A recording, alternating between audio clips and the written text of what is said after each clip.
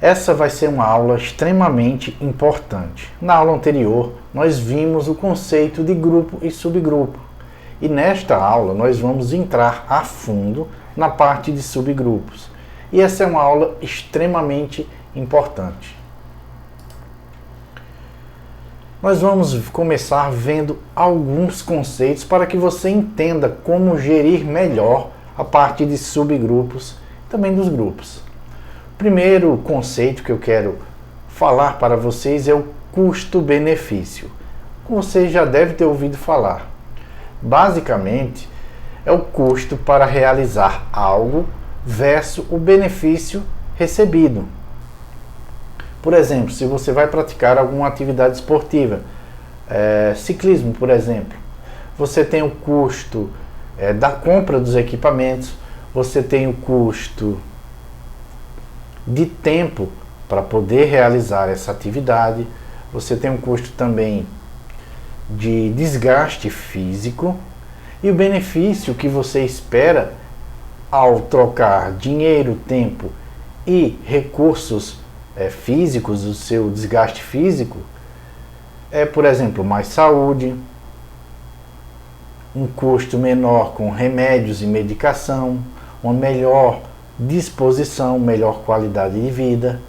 Só que o custo-benefício para alguns é excelente, para outros não faz o menor sentido. Tem gente que não gosta de praticar esporte e não vê sentido nisso.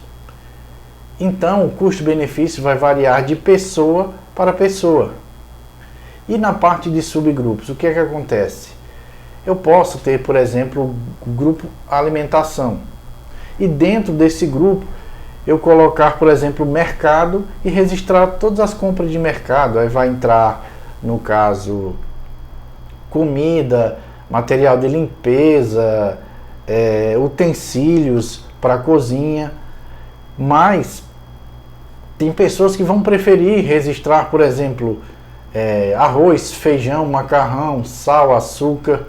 Só que cada vez que você especifica um item, ou seja, vai mais a fundo nesse registro, você vai ter muito mais trabalho.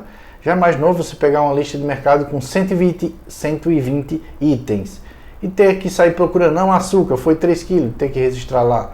Não, sabão foi 2 pacotes, vai ter que registrar lá. Para mim não faz sentido. O custo-benefício é muito alto.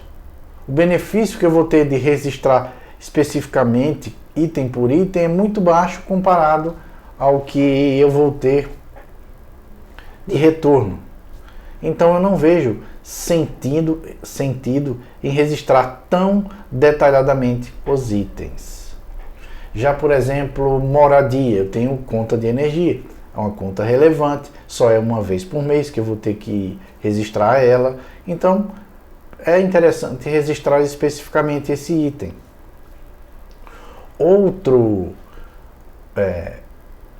coisa que eu quero falar com vocês é o custo de oportunidade.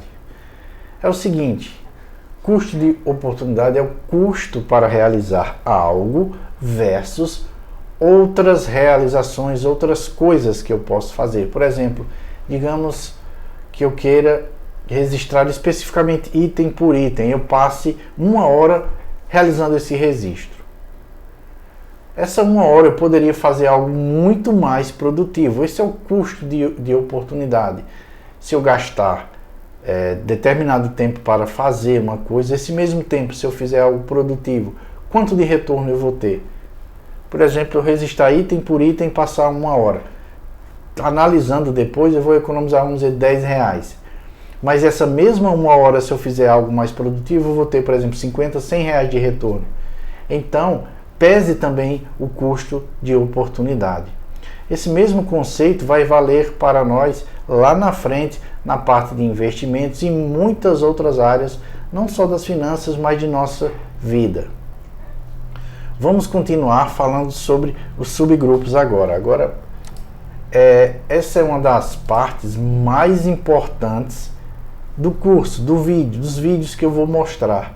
Porque é aqui que nós vamos realmente analisar a fundo para onde está indo o dinheiro Não só isso, mas nós vamos entrar em conceitos de inflação e muitas outras. Vamos lá. Aqui eu vou diminuir um pouco a tela aqui. Vou clicar novamente em editar grupos e subgrupos. E aqui nós já registramos alguns grupos em rendimentos. E agora nós vamos para alimentação. Eu vou clicar em adicionar. E aqui em adicionar subgrupo eu vou colocar, por exemplo, mercado. Na parte de alimentação eu vou registrar mercado. Essa parte de tipo nós temos algumas opções.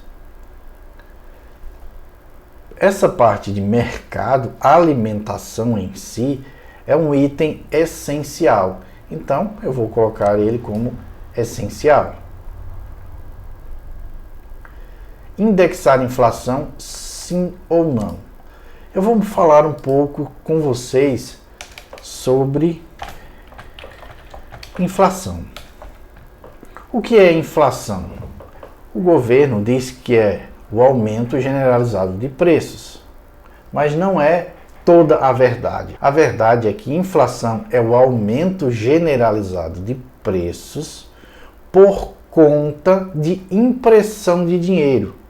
Essa é o todo completo sobre inflação. Não é só aumentar ou baixar preços. Isso é uma consequência. A origem é o governo imprimindo mais dinheiro para a mesma quantidade de bens. Se eu tenho 10 bananas e tenho 10 reais, sendo que é R$1 para cada banana, se eu imprimir mais dinheiro e tiver 20 reais para a mesma quantidade de banana, o mercado vai se ajustar e a banana vai custar R$2. Isso é uma forma simples de você entender, tem muito mais, mas basicamente a inflação é isso. Aí você vê o governo alardeando aí que a inflação foi de, sei lá, 2%, 4%, 6%, às vezes mais, às vezes menos. Mas isso não corresponde à realidade, porque você ouve o governo falar, não, aumentou 6% no ano. Aí quando você vai pagar a escola dos filhos, combustível e outros itens, a inflação é muito maior. Isso acontece por quê?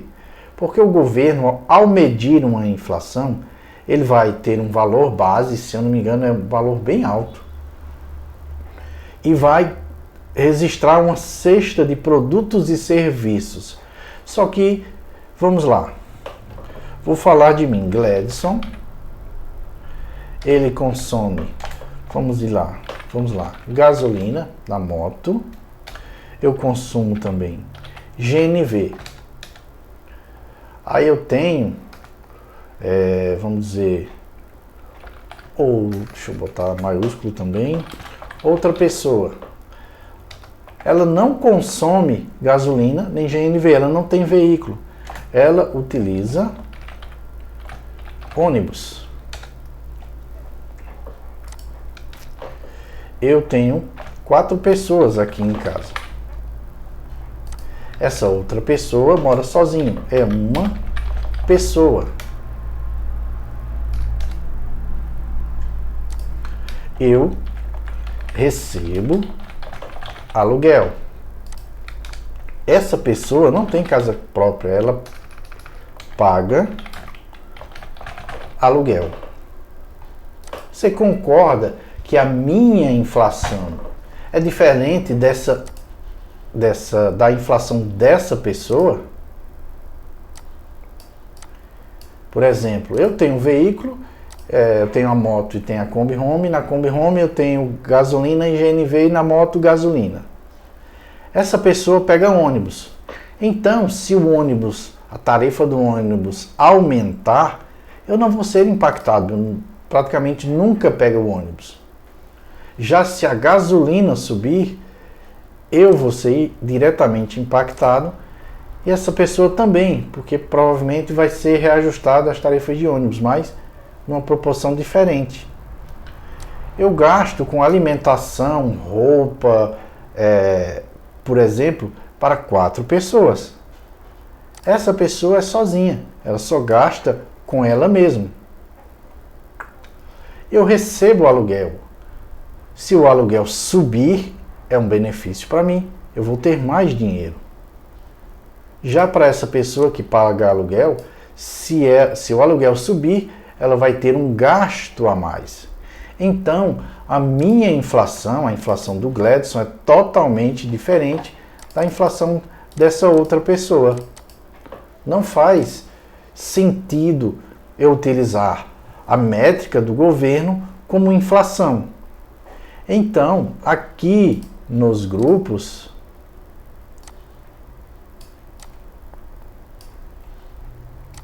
eu posso indexar ou não um item à inflação, para medir a minha inflação pessoal. Só o que é que eu vou registrar para medir a minha inflação? São itens que eu consumo constantemente ou que se repetem ano após ano. Por exemplo, IPTU, não é todo mês, é anual. IPVA de veículo, impostos referente a veículos, não é todo mês, é anual. Mas é algo que se repete, então faz sentido eu incluir para medir a minha inflação pessoal. Alimentação, todos os meses nós vamos lá e gastamos determinado valor com alimentação. Então é interessante indexar esse item, no caso mercado, à inflação.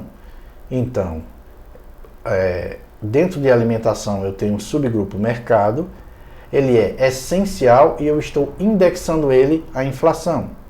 Vou adicionar. Eu tenho também, deixa eu diminuir mais um pouco aqui. Eu tenho, por exemplo, padaria, que aí entra pão, leite, queijos, essas coisas assim. Eu vou marcar ele também como essencial, vou indexar a inflação e vou adicionar. O que é que temos também aqui? Nós podemos ter, vamos lá, carnes e frutas. Vou botar assim, carnes, frutas, verduras. Vou marcar também como essencial, vou indexar a inflação e vou marcar como sim. Pronto. Nós já registramos alguns itens e eles estão todos monitorados na minha inflação pessoal. Porque a planilha vai me dar a minha inflação pessoal, não a que o governo fala. Com o passar do tempo, com os registros, ela vai comparar o mês anterior com o mês atual, o ano anterior com o ano atual, e assim eu vou ter a minha inflação real. E para que eu mantenha o meu poder de compra, ou seja, para eu conseguir consumir as mesmas coisas no ano que vem, com os mesmos recursos que eu tenho hoje, a inflação tem que ser zero. Se a minha inflação subir, eu tenho que fazer a minha renda subir também, de tal forma que eu consiga comprar as mesmas coisas. Isso é o poder de compra. Quando a moeda se desvaloriza e eu não aumento os meus rendimentos, eu estou perdendo o meu poder de compra. Um detalhe sobre a inflação interessante é que quem emite o dinheiro se beneficia. Por quê? Por que o governo se beneficia com a inflação? Primeiro, ele pega no dinheiro primeiro, já que é ele que emite. Ou seja, a inflação acontece da seguinte forma: ele emitiu mais dinheiro e ele pagou as coisas que ele tem que pagar. Como jogou mais dinheiro no mercado, o mercado vai subir de preços, porque tudo vai subir junto. Só que não sobe igual, não é? Ele emitiu dinheiro agora e instantaneamente as coisas são reajustadas. Tem um tempo, e quem pega no dinheiro primeiro consegue pagar as coisas com preço mais baixo. Conforme vai se distanciando da fonte, ou seja, as pessoas mais pobres, que vai pegar no dinheiro por último, ela vai pagar mais caro no mesmo produto. Essa é uma das características. Outra característica que eu quero citar é a seguinte: quem ganha mais dinheiro usa uma parcela menor deste dinheiro para consumir as coisas dela, para, sei lá, comprar alimentação, transporte, essas coisas. Já a pessoa que ganha menos, ela vai gastar mais com bens de consumo, comida, transporte, etc. Tudo isso com a alta carga de imposto embutida. Então, se eu ganho 10 mil e gasto 3 para me manter, sobra 10 mil para eu investir, fazer alguma outra coisa que vai me dar algum retorno. Eu vou sofrer menos com a inflação do que a pessoa que ganha 3 mil e gasta, por exemplo, 2 mil para se manter. Outra característica sobre inflação é o seguinte: você pode observar, o governo ele não vai cobrar R$1 de imposto sobre o açúcar. Não é um valor nominal, é um valor percentual. Ou seja, se ele cobrar 50% de imposto no açúcar, não importa se o açúcar está a R$5 ou a R$50, ele vai arrecadar o mesmo percentual. Já você não, você paga um valor específico. Enquanto o governo praticamente não sofre com a inflação, porque ele cobra imposto em cima de um valor percentual, se o produto custe 10 ou R$100, o percentual que ele arrecada vai ser o mesmo.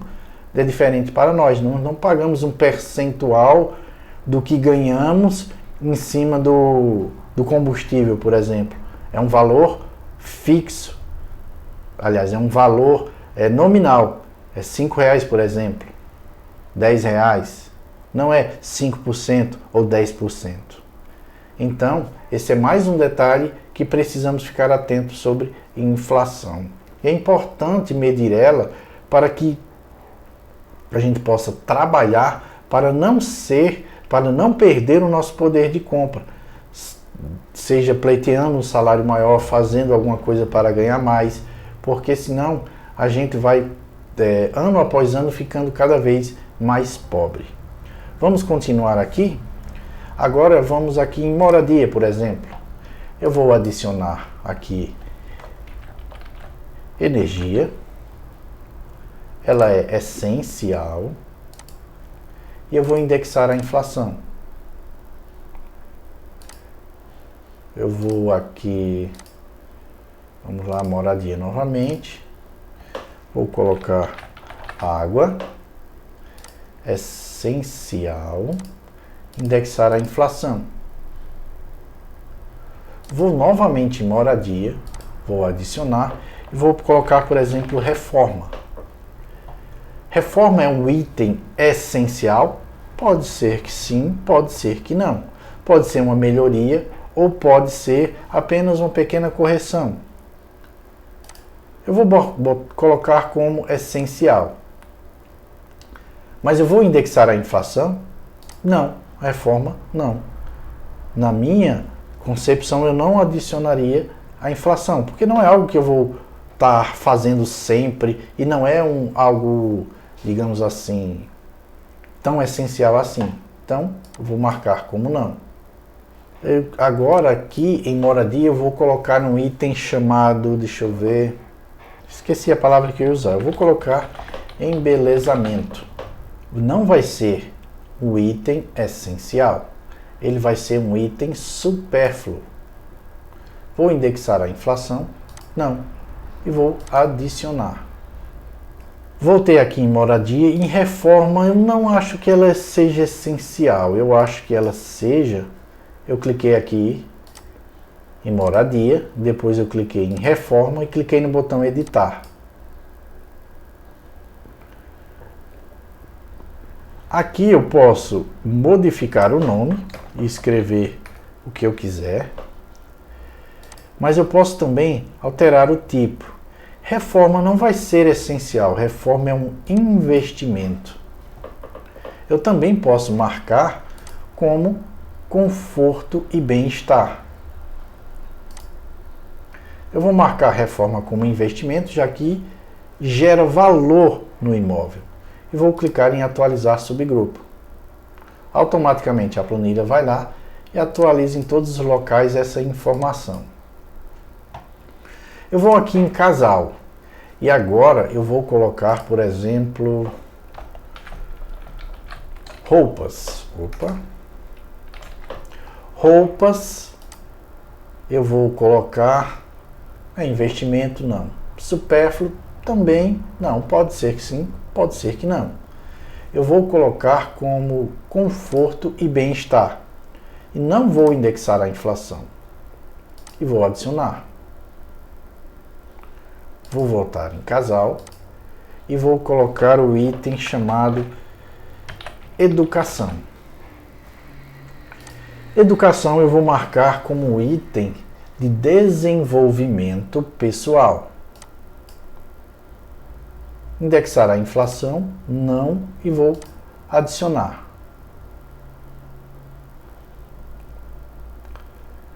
Vou aqui em trabalho, vou adicionar um item chamado, por exemplo, imposto. O item imposto, eu vou marcar ele como imposto. Observe que conforme eu vou registrando, eu vou repensando e analisando todos os gastos que eu tenho. Vou adicionar.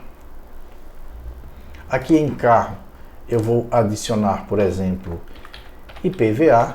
Vou marcar ele como imposto.